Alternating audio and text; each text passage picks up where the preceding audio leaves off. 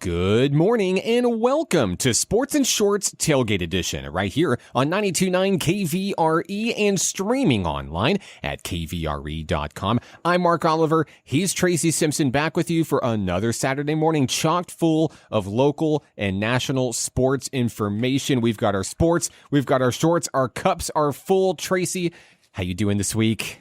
Good, Mark. Man, I tell you what a great week. We're getting pumped up. We're getting ready. We're getting excited. We got a lot of things going on, of course.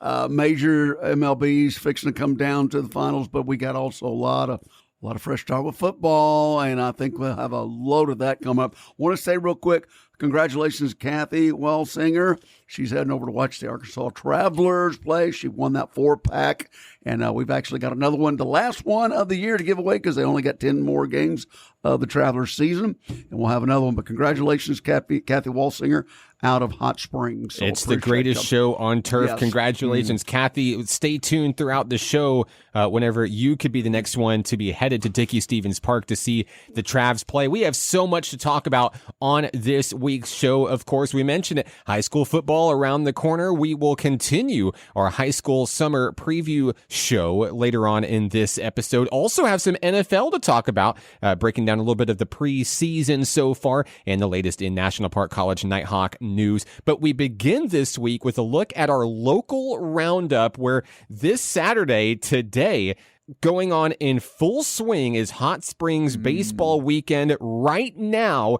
Get on down to the Hot Springs Convention Center for all of today's great festivities. Tracy, I had the opportunity to catch the free Yogi Berra documentary, It Ain't Over. And I'll be honest, I'm not a Yankees fan, never have been, probably never will be. But Tracy, even though I wasn't a Yankees fan, I'm still not, I was very impressed with what I learned and really what kind of takes you behind the baseball of Yogi Berra and all the things that he accomplished. Certainly a great career, 10 World Series rings, 3 MVPs. He had 18 All-Star game appearances. And of course, he caught the only perfect game in World Series history. And he's known as one of the most quote-worthy individuals probably in all of sports, even if they don't always make sense. Maybe they do to you, not to me. I didn't understand. But of course, he's got famous catchphrases like, it ain't over till it's over, and we made too many wrong mistakes, and the future ain't what it used to be. And the documentary was great, Tracy. It featured a lot of interviews from family, other big names like Bob Costas, Joe Girardi, Billy Crystal. Certainly a well-written documentary and absolutely a must-watch for New York Yankees fans and even baseball fans if you're not a Yankees fan. And of course, if you missed the free screening of the documentary, don't worry, it's on Netflix with your regular subscription, or you can also rent it from YouTube, Apple TV, Google Play, and Amazon Prime. Yeah, very, I'm just going to say very outgoing young man as he started, even when he first started catching. It was unbelievable. And if you think about his long career, how many different pitchers that he did catch for, and then how many did he help get through the majors and the bigs? I mean, it's just that simple. And then later on in his life, of course, he was very, very much in the front office of the Yankees and bringing in more rookies. And I was actually able to talk to Tommy Johns, retired now, down in Florida. Oh, yeah. And he gave me some insight on him and talking to him and stuff like that. And it was very interesting because we got to talking, and for the y'all not familiar, Tommy John's surgery, such like that. And I got to know him in the last couple of years. One of my roommates in college lives right down the street from him, down in Florida, retired. And Felix, we did a phone interview, and he was like, you don't understand the significance of what Yogi Berra did, not only for the Yankees organization, but for the game, too. You're talking about who's going to be here this afternoon? Johnny Bench. Yes. And who Johnny Bench leaned on a lot and watched a lot? Yogi Berra. And then any of the catchers that were coming in, it was Yogi Berra. Not a man of a big stature by no means, and not consistently on the bat or anything like that, but behind the plate. Is there a better one? Will there be another better? I mean, you can compare it, but Yeah, there's always going to be comparisons there. Yogi was certainly one of the best. Like you said, kind of redefined the game, redefined the position, certainly at catcher. And, of course, I've got a young catcher in my family rising up the ranks. And he felt like, even though he's 6 years old, he felt like he learned a lot by watching that. And it's incredible because, I mean, we're talking about, learning about baseball players from, certainly an age well behind us. And I was able to capture Rivers' attention throughout the whole thing. So that says something to the way that the documentary was written and the way that it was carried. But let's take a look at the schedule for Hot Springs Baseball Weekend, once again happening right now. So wherever you are, it's a free event down at the Hot Springs Convention Center, and you're not going to find this level of star talent all in one place, all in one building for absolutely $0 anywhere else. Here's the schedule for the rest of today. Of course, right now, Hall of Famer Johnny Bench is talking baseball in Horner Hall right now from 11:15 till 12:15. Mr. Brewer, the Hall of Famer Robin Yount will speak from 1:30 to 2:30. We talked about catchers. How about a couple of them? Hall of Famers Ted Simmons and then All-Star Tom Pagnozzi will bring you the art of Cardinals catching, and it's moderated by Al the Mad Hungarian Hrabosky. That'll be happening from 1:30 to 2:30 today. Later at 3 o'clock, Steve Garvey has stories from the batter's box, followed by a joint Ask the Pros Q&A session with Bench, Yount, Simmons, Pagnozzi, and Hrabosky all in the same room. Tracy, this is the baseball event of the year. I get so excited every year whenever they release the schedule and the itinerary, and this is a great opportunity to catch some great action, some great stories with some of the best ever to play the game. No doubt. If you can't make it out there, man, seriously, it's something you're missing tremendously. And if you can, take some kids out there and this is history in the making. I mean, no doubt about this. To get this well of an organized crew, so to speak, there with this much knowledge, they've got so much for the game that they've already accomplished. But now, in their years past that, with all these Hall of Famers, what they can express and what you can just listen. And they really go through. Now, they tell some good stories, don't get me wrong, but they also acknowledge about what the game was, where it's at, and where it's going. And that's a big part right now. Rules changes and such like that. And I've heard through the years, the big comparison, of course, which we even talk about this in football and other sports and stuff, like the money. These guys played, and it wasn't all about the money, man. They played because they wanted to play, and they were good. And it's just, I don't know in what they're expressing as far as the money making the difference, but these guys are the real deal. The tough guys, man, and they played for championships when it wasn't for $1 jillion and such like that, or TV time, but to acknowledge the game and the basics of it. People get away from that a lot, Mark. And if you don't know, you've got to know the basis of all the game. And they start right off from the very beginning, talking about what it meant to come up through the Little League and such. And it's very entertaining. And I'm telling you, and sometimes emotional. And then they crack a joke or two, especially the Mad Hungarian. He's quite an entertainer, I'm telling you. But yeah, you need to get out there today, gang. I'm telling you right now. I got to tip my hat to Visit Hot Springs on this one, Tracy, because I know certainly growing up here in Hot Springs myself, Hot Springs Baseball Weekend wasn't a thing when I was a youngster, but I do remember back in the day when they had the Hot Springs Walk of Fame right there in front of the Visitor Center, and they would sometimes bring in athletes. One of my favorite memories as a youngster was getting the opportunity to meet, and you're going to love this one, Brooks Robinson, when he was honored on the Walk of Fame. And I remember very vividly getting the opportunity to get a baseball autographed and meet him and meet an MLB legend. Of course, now he's no longer with us, but the city of Hot Springs over the years continued to grow and bring athletes in like that. The Dean family, Dizzy and Daffy Dean, also recognized on the Walk of Fame as well. I still have my autographed Cardinals hat, even though I'm not a Cardinals fan, from Dizzy and Daffy Dean.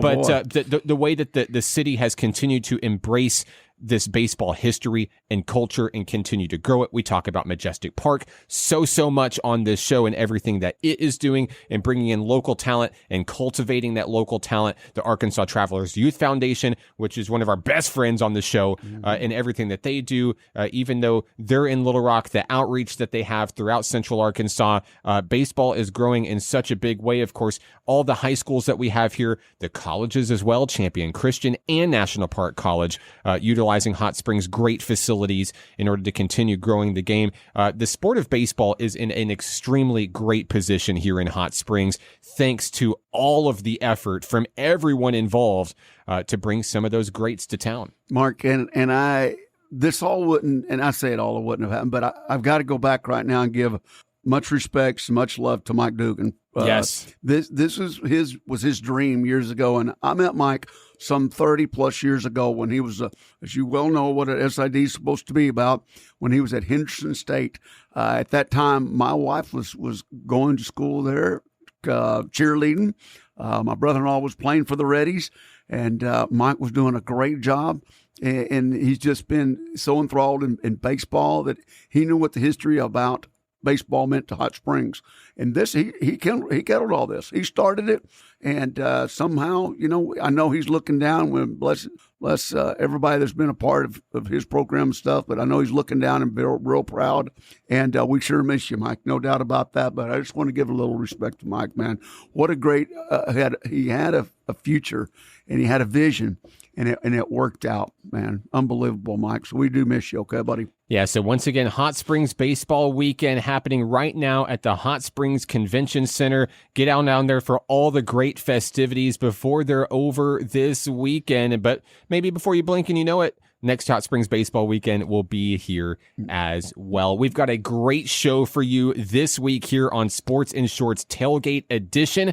When we come back, we're going to have the head coach of the Fountain Lake Cobras, Matt Richardson. Our high school summer football preview show continues in a moment right here on 92.9 KVRE and streaming online at kvre.com. Welcome back to Sports in Shorts Tailgate Edition right here on 92.9 KVRE and streaming online at kvre.com. He's Tracy Simpson. I'm Mark Oliver, and our final edition of the high school football summer preview show takes us back to Garland County. And Tracy, it's a team that we know extremely well, the Fountain Lake Cobras. In 8-man football over the past 2 seasons, they reached the 8-man state championship game and now have returned back to 11-man football this fall. They've got a new look, a new offense, and they have a new head coach. Mr. Matt Richardson joins us on the program this week.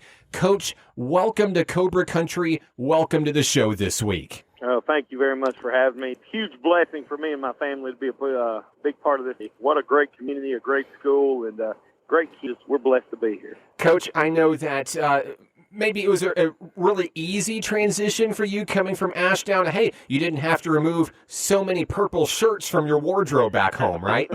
Yeah, that's what everybody said. I pulled the old coaching trick, too. Didn't even put a logo on a couple things, so I got to keep a couple of things in the closet, so that wasn't bad either. Yeah, like you said, I got a bunch of purple stuff, so that is a good thing. Purple and gold, I guess it runs in my veins, and so that's a great thing. And then being in the same conference is a plus, too. I've been in this conference for 13 years, and so I've kind of known a lot about it, so the transition there was easy. And then I'm born and raised in Hot Springs, me and my wife. So we haven't been in this town in 20 years. We've been gone, but what a blessing to be back here and be home. This is home for us, so we're really excited about that.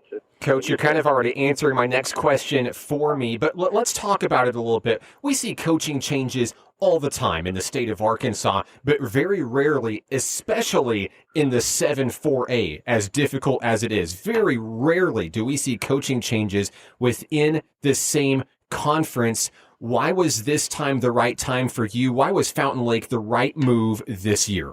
Well, I was really interested in it when Coach Plumley took it a few years ago, and it just wasn't the right time then. I still had a really good group coming. My family was really ingrained in the community down there, and so it was just one of those things that I truthfully wasn't ready to leave yet, and I'm glad I didn't, because I made some great relationships and kept some bonds and stuff that were lifelong bonds that I'll keep from the Ashdown kids that I stayed with those few years. But this time it was time. It was just time I felt like it was a new start. Sometimes you get in a place, I was there for 13 years, and you get in a place and you kind of thread the needle, or you screw in the screw. Sometimes you screw it in so tight that you can't screw it back off and put anything back around the thread, and man, I felt like that I had new ideas and things I wanted to do and things that I thought we could have done and been more successful with. But sometimes you got so deep in the, hey, I've been here so long, this is kind of the way it runs now, that I felt like I needed a new start as a head coach. So it wasn't anything else. I just felt like I needed a new start. And then being closer to my wife's family, we're getting her home. You know, my parents have passed, but both her parents are still alive. So grandma and grandpa is a big thing. My two children have never been in town with any kind of family. We've never had cousins or anything. As soon as we got on campus, people were like, hey, I'm related to you. My kids have cousins now. They've never had that before. So that's an awesome thing for us to have family. So it was time, family-wise, and time, I think, career-wise, for me to give me an opportunity for more growth. I needed growth, I thought. Coach, this is going to be Mark and I's 15th year to be calling Fountain Lake. We've been with the ups, we've been with the downs, but for you, how did that feel? We were at the Purple and Gold game. How did that feel to you to see the response from the community, from the players, and see all those people out on that field and in the stands? Oh, it was awesome. It was unbelievable. You know, I don't know if that's what y'all do every year. I don't know. You know, I can feel excitement in the air. People are excited about the program. It's kind of like what I talked to y'all about before.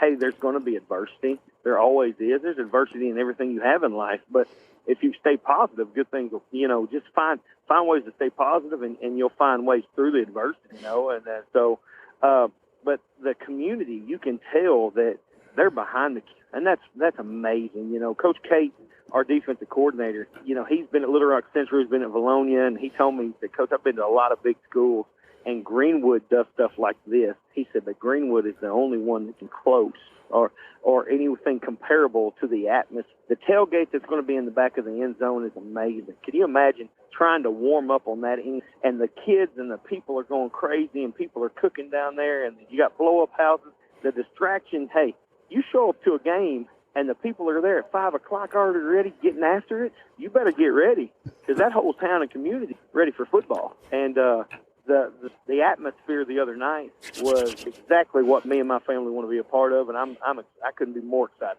to be a Fountain Lake Cobra, I'll tell you that. Coach, a lot of new changes with the program, of course, a new offense coming in, but tell me maybe some of the challenges that the team faces. This team played 8-man football for the past 2 seasons to kind of get its wind back underneath, get its numbers back up, and now we're here back in 11-man football.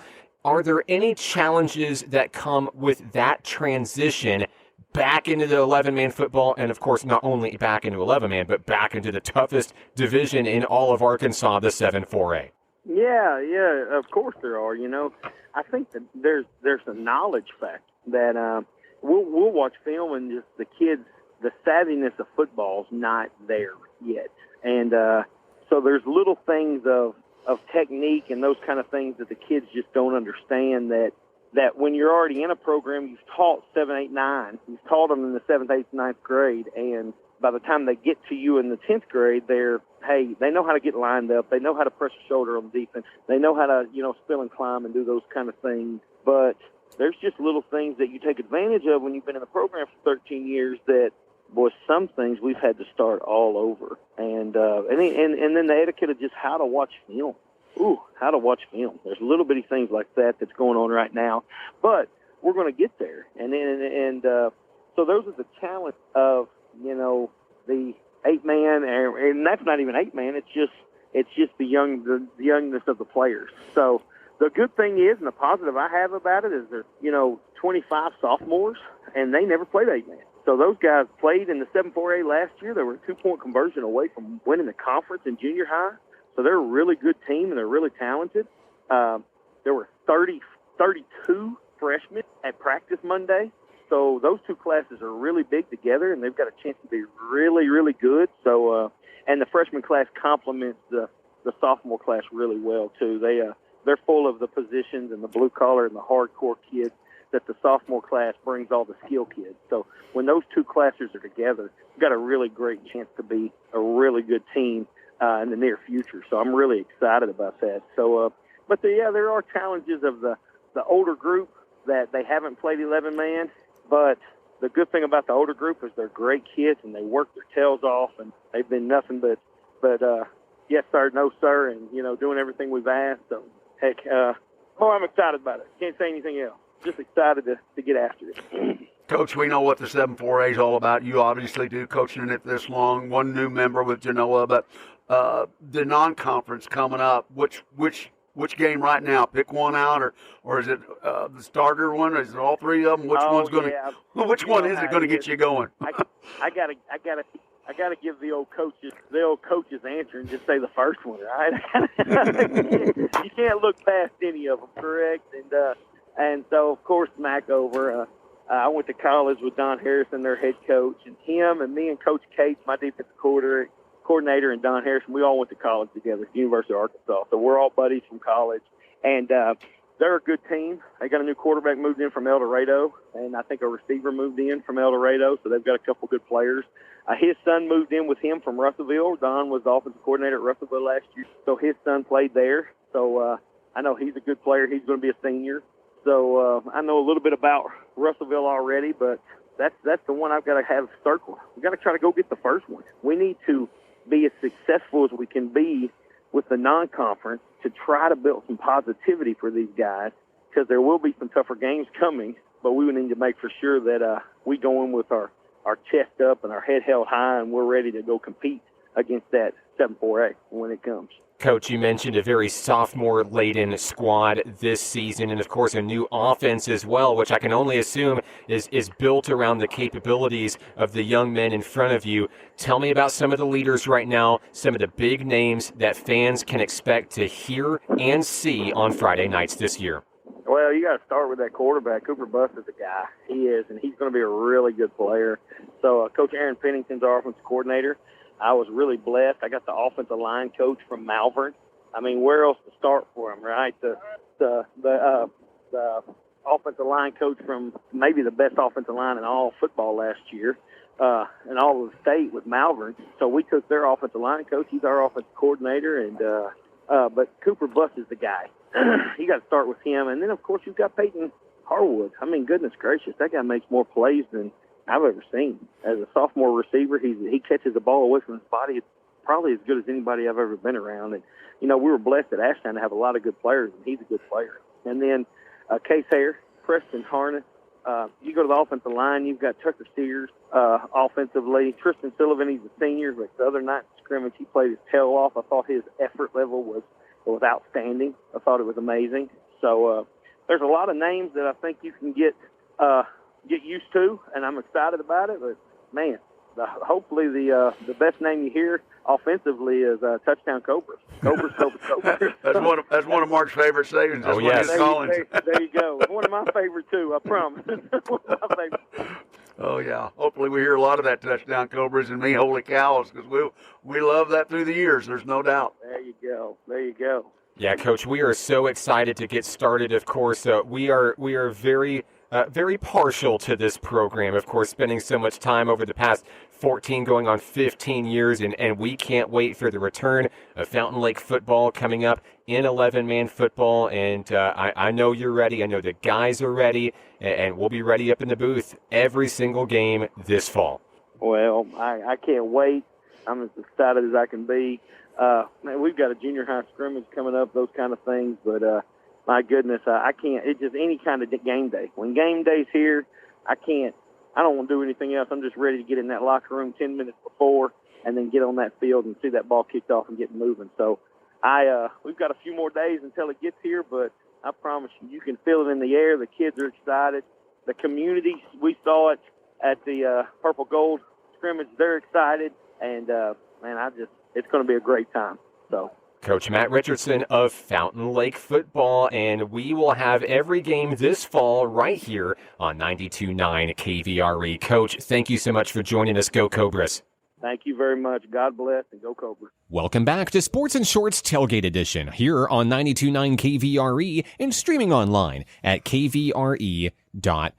He's Tracy Simpson. I'm Mark Oliver. Tracy, great interview with Coach Matt Richardson of the Fountain Lake Cobras. We can't wait to begin year number 15 on the mic, calling Cobras football this season, but we thought we'd take it to another element of the gridiron here. And something we haven't talked about much this summer is the NFL. The preseason's underway, and before you know it, you'll blink and you'll miss it, and the regular season will be here. But Tracy, I know you're a big fan of the NFL, and I know that you're really excited for your team. Maybe we'll talk about it, but thought I'd take an opportunity and kind of look at a handful of teams, possibly the good, bad, and the ugly, if you will, on which teams are maybe headed in the right direction and teams that still have questions to be answered before opening kickoff on opening week. We begin with my favorite team, the Chicago Bears, and the team that just might have Bears fans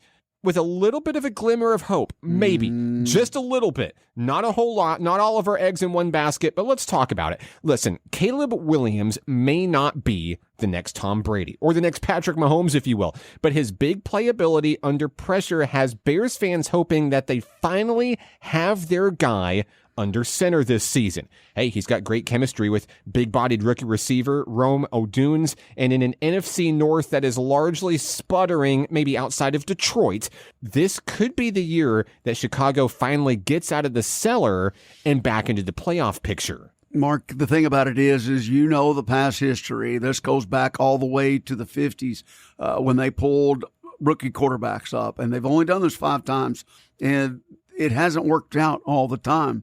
If you recall a man named McMahon, he wasn't top draft pick. He had to come from those ranks, and well, we know what the 85 Bears did. Okay, that's obvious. But we've had a couple of top-notch rookie quarterbacks come in. They haven't worked out, and this kid has he's got it all. He's got the smarts, he's got the physicality, he's got obviously the gun, the arm. There's no doubt about that. And in preseason, it's tough right now. He's had some good marks, but still, they don't show everything on the line. Defenses don't show everything they've got, obviously coming out in preseason. They will throw everything at him, including the kitchen sink, when it comes out. And just like you were saying, the black and blue division, let me tell you something. Yeah, they're down. There's obviously Green Bay's trying to do with Detroit, the Cinderella story, which I'm still commenting about. Minnesota, they've lost their starting quarterback, so they're up in the air about what they're going to do also. So, yeah, this could potentially, they could come out and make a mark in this particular division, but it's going to be a tough one because not only you got a rookie quarterback, but his weapons, okay? Does preseason give him enough time to get familiar with the rest of the offense? All right, let's just say right here, standard book. And I say book, this is what they go by in college, all right? When you got the playbook, all right? Standard book, you got 60 pages. Pros, you got 150. All right. Now, obviously, they don't run them all, okay? But you got set plays for every category, everything second and third, second 30, second 100. And does he have? And I know he's a bright kid. Obviously, you see him in the commercials and stuff and that kind of a deal. But does he have what it takes to automatically come out and make an impact? Because what the problem is on the other side, the defense, they weren't that great.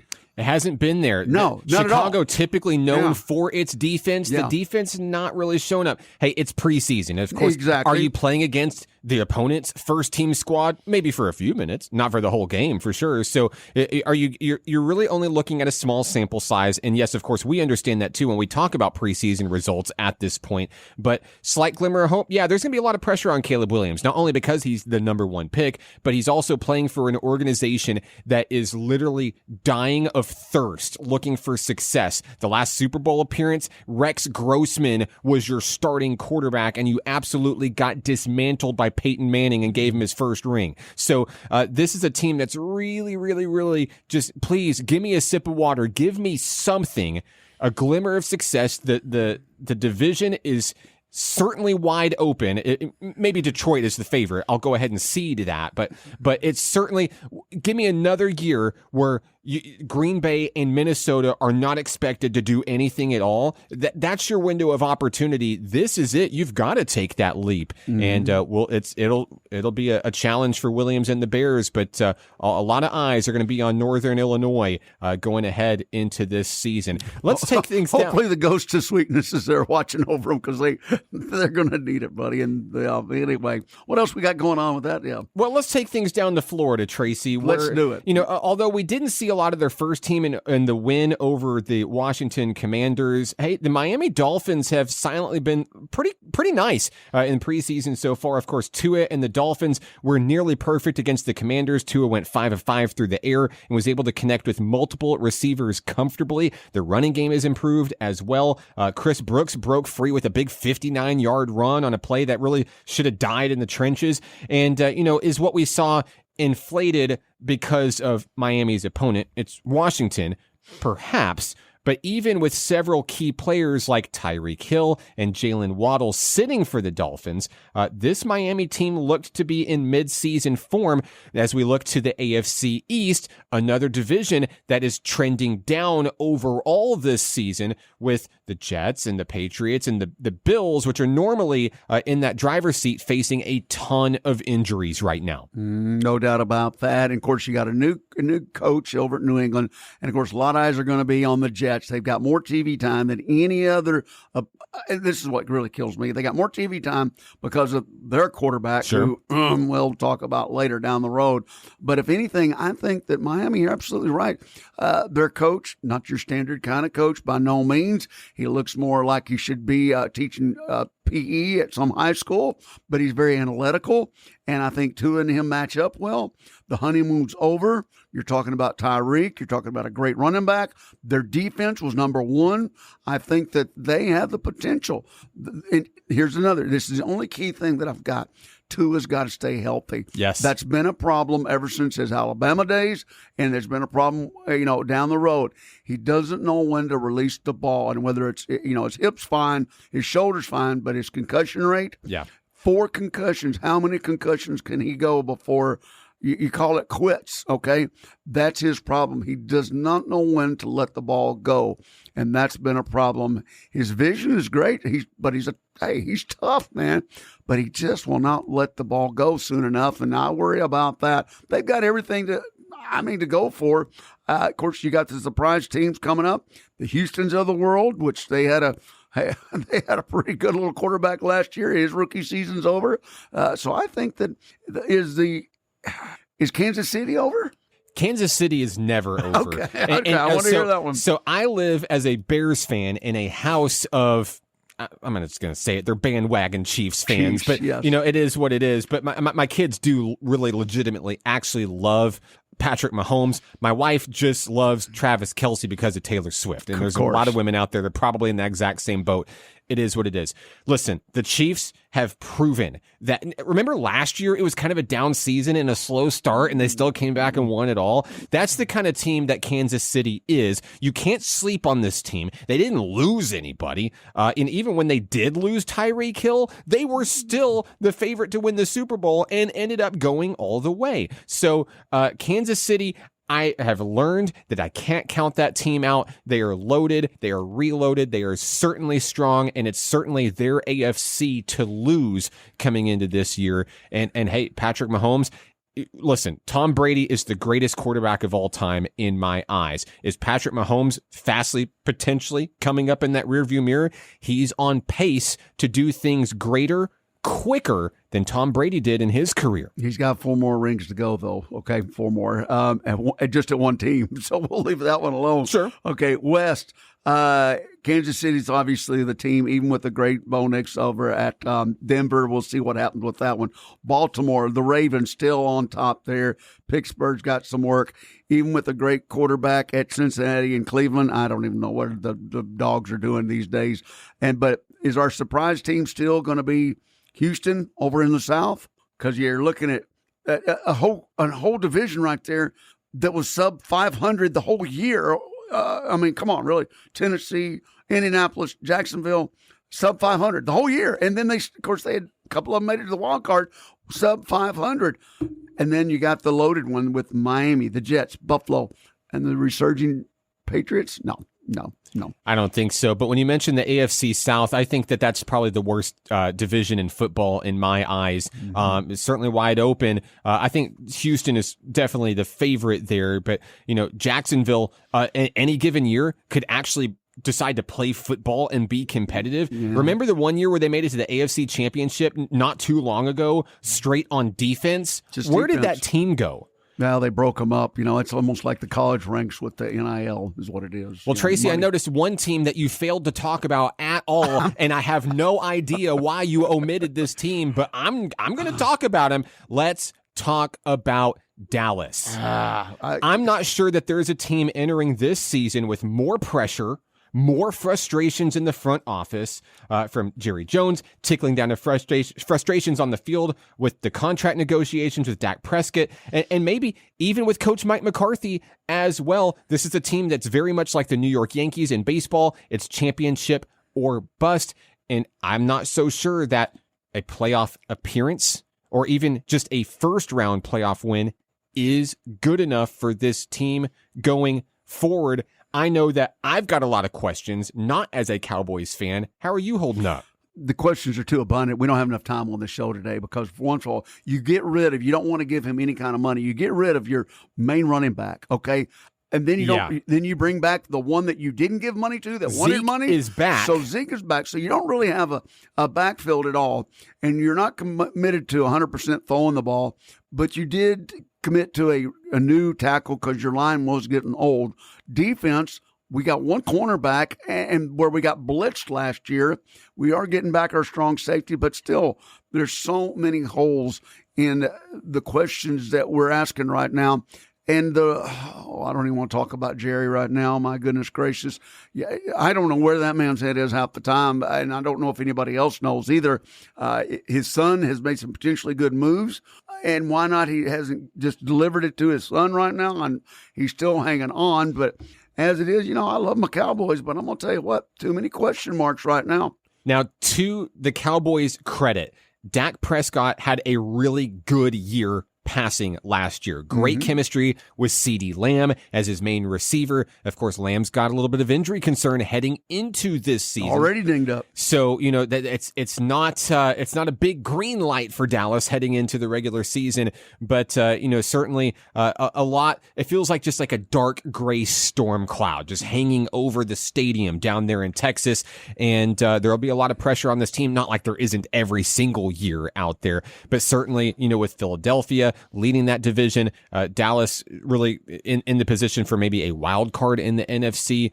There's a lot to prove this season because if this season is not deemed a successful one, you could quite possibly lose your coach, your quarterback, and maybe even some major changes in the front office where this may not be the Dallas Cowboys organization that and are used to here from recent memory. We could see a massive cleaning out next season. There's no doubt about that. We will go into more about football, the NFL rankings next week, a little bit more in depth as we watch a little bit more preseason coming up this weekend. But as it is right now, it's going to be a tough year. I think for Dallas, I'm still silver and blue. There's no doubt about that, but we'll talk about it. Fourth quarter coming up, and we've got some great stories coming up, so stay tuned. Fourth quarter's right around the bend from 92.9 KVRE Sports and Shorts Tailgate Edition coming up. Welcome back to Sports and Shorts Tailgate Edition on 92.9 KVRE. He's Tracy Simpson.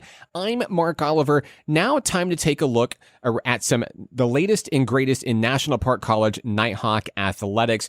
Tracy, as part of its employee workshop week this week, National Park College welcomed Arkansas legend and NBA Hall of Famer Sidney Moncrief to Hot Springs on Monday. And in an animated and energetic 1-hour speech, Moncrief delivered a heartfelt message to get off the bench and get into the game, designed to inspire individuals to overcome complacency through creativity. Moncrief shared personal stories stories about his time with the NBA, which sometimes meant sitting on the bench despite being an all-star player, and how that inspired him to continue growing with resiliency, intentionality, and tenacity to get back into the game. He also shared some funny stories about playing with and against NBA greats, including a really comical exchange between he and Michael Jordan on the court. It was really great getting the chance to sit down, and I got a few minutes with him to meet and chat about the game. Sidney Moncrief, certainly an Arkansas legend. Not only is his Razorbacks jersey retired, his Milwaukee Bucks jersey's retired. He's in the NBA Hall of Fame, the Arkansas Sports Hall of Fame, and even the Wisconsin Sports Hall of Fame. Truly a legend that I know that you know very, very well. You know, I got to meet him, not as a Razorback, so to speak. I was up on the Barnhill. Okay, we're going back that far? Sure. Yes, we are. And when Barnhill would be just ecstatic. I mean, unbelievable. Of course, the old Southwest Conference days.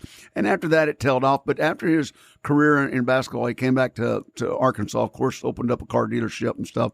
I was able to be the opening guy there, the MC for the opening, and did a bit there and was able to talk with him. Of course, everybody else wanted to do it. And then I'm sitting back there in the break room of all things. And he just came back there and sat down and just was taking it all in. You could tell, and I didn't want to say anything. And then he said, man, you're doing a great job. He goes, I appreciate you coming out here. I mean, well, you paid me to do it, but still for him to come back there, he didn't know who I was. I mean, he knew I was moderating the whole thing, but still, though, he just sat down, just one of the most gracious guys, just took it all in and was sitting there. And he'd just gone through a host of signing autographs. And I mean, he got hit at every angle. He had to have felt like, Joe Frazier at one point. He was getting hit, but so gracious and giving time. And as you probably saw it the other day, just very giving. You could feel the admiration from people by talking to him, and how not only did he respect the sport, but also respects life and in general, and giving back. And I don't know what all he's doing these days, of course, making appearances like that, but you could just feel the positivity in him is what I could say. Yeah, you know? Can't disagree with you. Certainly a glass half full kind of guy, always finds the good in everything. He talked about, as a Razorback, I mean, this guy helped lead his team to the Final Four and was drafted, I believe, the 5th pick out of the first round in the 79 draft. Correct. I mean, this guy, it could have very, very easily went to his head. And we see that a lot maybe in this generation of the game. But the truth is he could talk the talk and walk the walk. And what was big for him is when he made it till Milwaukee, he started on the bench. Right. He had some really, really big names ahead of him on that roster and on that depth chart. And you know what? He could have very easily, just sold up, just sat there and just woe is me and complained, and I don't like this coach. No, he used that to light a fire under him to continue working hard, driving, getting better. And eventually someone got hurt. He got an opportunity to get in the game. And he said, when my number was called, I wanted to make sure that they couldn't take me out of the game. Exactly. And it paid off in dividends for him over the years. He built an 11-year NBA career with multiple All-Star nominations. He was the first NBA player ever to win Defensive Player of the Year, and he was so good that he won it back to back. And if you ever seen footage of Moncrief, you know he was not the biggest guy out there. He was not built like Shaq or Giannis or Rudy Gobert. These guys that can get your big defensive men. No, he was tiny, but he was fast, and he had a lot of heart and a lot of grit, and he got the job done. And it paid off for him in a big way. Of course, like you said, extremely positive. He's written 12 books, and he's very excited to talk about his life experiences. And of course, now as a motivational speaker, his job is to go out there and inspire others to, get off the bench and get into the game. Yeah, and certainly iconic, that one Sports Illustrated picture of him just coming down wonderful with the monster dunk. Yes. I've got that one framed at the house, along with an autographed basketball, and so just so gracious in his appearances and such. And you just think of big stars here that not only came out of Arkansas and the University of Arkansas, but also around the league and around the world. And he ranks right up there with the top of them. I'm telling you what. And there's been some good ones come out of Arkansas, but he ranks right up there at the top of them. And speaking of basketball, we're narrowing down to some great trade deadlines and such like that. And we just come off that huge Olympic gold.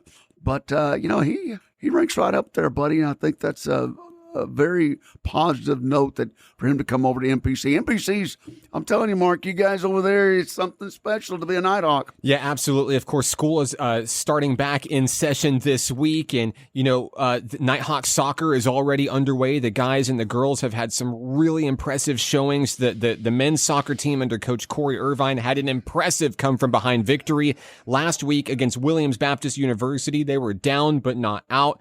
Rallied for 2 late goals to take the win over a 4-year school. Very impressive. And of course, great showings in the home season opener on Thursday against the University of Arkansas Rich Mountain. These two teams have extremely high goals this year. Of course, they both won the Region 2 championship last year, fell in the district in the postseason. This year, it's not let's win district. This year, it's let's win nationals. Coach Irvine, I have nothing but good things to say about him. He's a very positive coach, very energetic.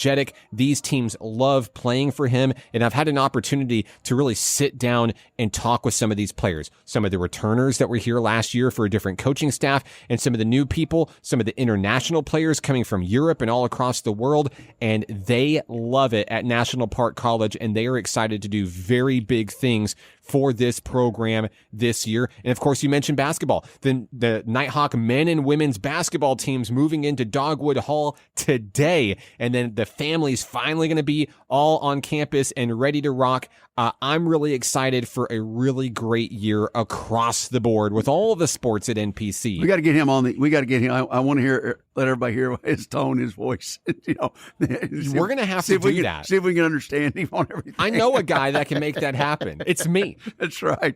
Well, we've got a lot of excitement coming up. And of course, a lot of scrimmages going on right now with high school football happening right now. Tonight, actually, it's fixing to play.